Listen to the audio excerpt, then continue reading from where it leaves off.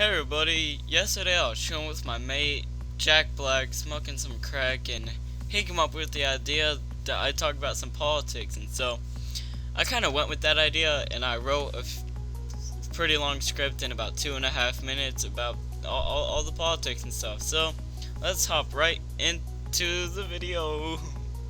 Okay, so Sanders, first off, the guy is gonna turn 75 this year. That's most definitely not an asset to him.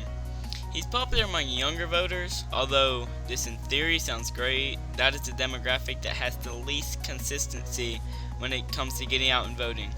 I mean, I'll give it to him. He's gotten a lot of young voters to get out there and vote so far, but still, that's a demographic that is least likely to actually vote. The people that he worked with and know him the most are endorsing Hillary.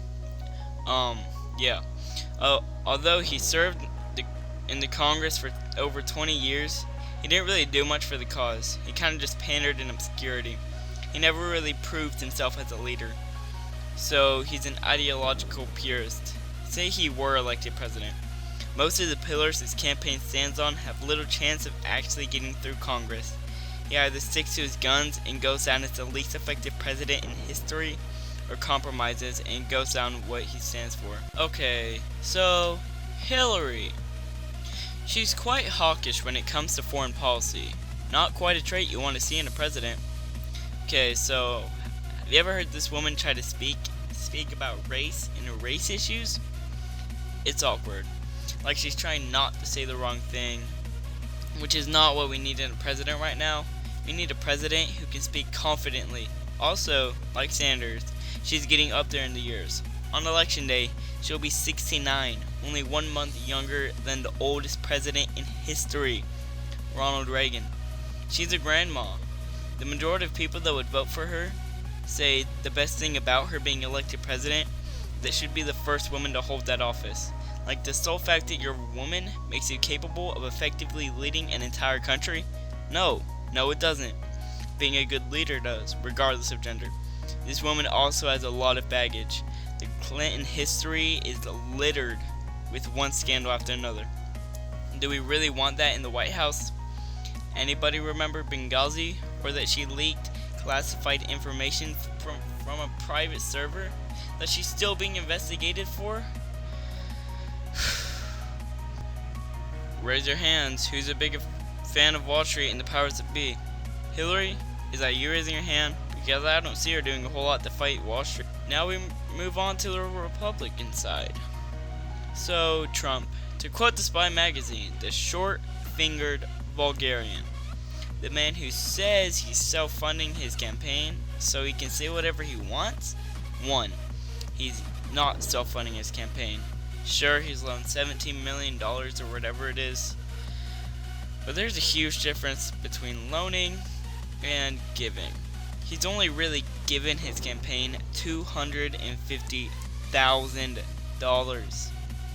2.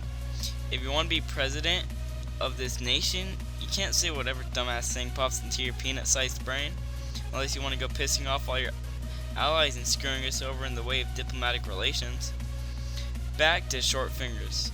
A lot of people seem to think Trump is tough and that he doesn't care what people say about him. That magazine that called him a short-fingered Bulgarian back in the 80s? Yeah, the editor still receives photos of Trump with the length of his finger circled in gold Sharpie, I might add. He sure did seem to care what people thought about him.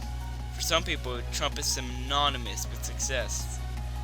Have you ever heard of Trump Steaks, Trump University, Trump Shuttle, Trump Vodka, Trump Magazine, Trump World Magazine, and GoTrump.com? Yeah, those things didn't go successfully, and that's not even touching on the fact that he's super racist and super sexist.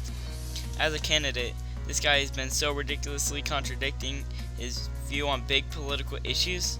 At least with other candidates, you know where they stand. With this guy, you don't even know what view he'll hold in office. Does he really know how to be sincere? To me, it seems like the biggest selling point for a lot of people is that he's loud and knows how to get people rallied up. You know who else was like that? Hitler. Trump is ridiculous. I mean, one of his biggest platforms is that he's going to build a wall along the United States and Mexican border and somehow get the Mexican government to pay for it. Yeah, this is the guy that's running for president. And so, Cruz, the other Republican guy that's running for president, not to mention Kasich. First off, you don't need to be born in the United States to run for this president of this country, the highest office in this country. Or did everyone just forget about that? Just wondering, because he wasn't born in this country, and although he says his mother was a citizen, she was on the voting records for Canada in 1974. Aside from all that, this guy's also succumbed to peer pressure from the GOP when he changed his relatively pretty compassionate immigration policy to one that's a little more, well, harsh and extreme and very anti-immigrant. So this guy, first off, decided to announce his candidacy for president at his alma mater, a school that teaches that the earth is 6,000 years old. The evolution through natural selection is a hoax.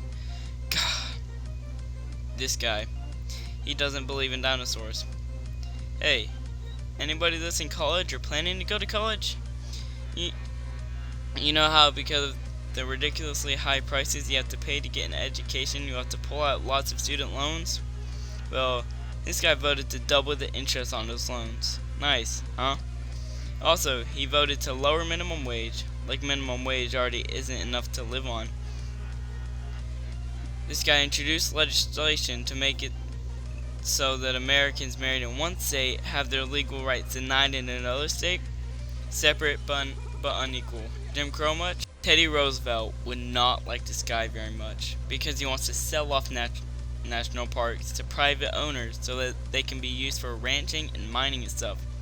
Speaking of environment, Mr. Cruz here doesn't believe there's been any global warming in the past 17 years. Also, he voted against shifting some of the expense of climate change from the American public to the corporations that are polluting our environment and emitting a large amount of greenhouse gases. So I mean, if you want an intolerant religious nutjob who doesn't care about the environment and seeks to use federal government to enforce his own religious beliefs on the American populace in office, be my guest and vote for him. Personally, I thought we were supposed to keep church and state separate. Also, Teddy Roosevelt would not approve.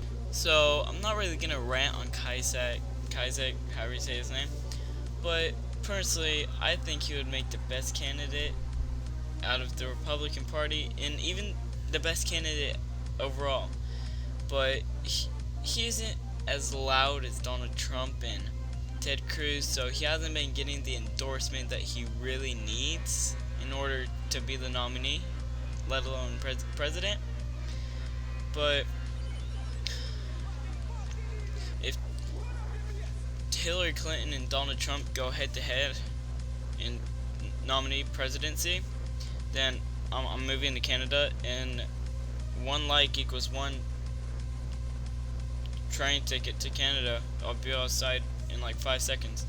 But I hope you liked this video, and it's kind of a weird video, but I love making it, and special thanks goes to my sister for helping me write the script.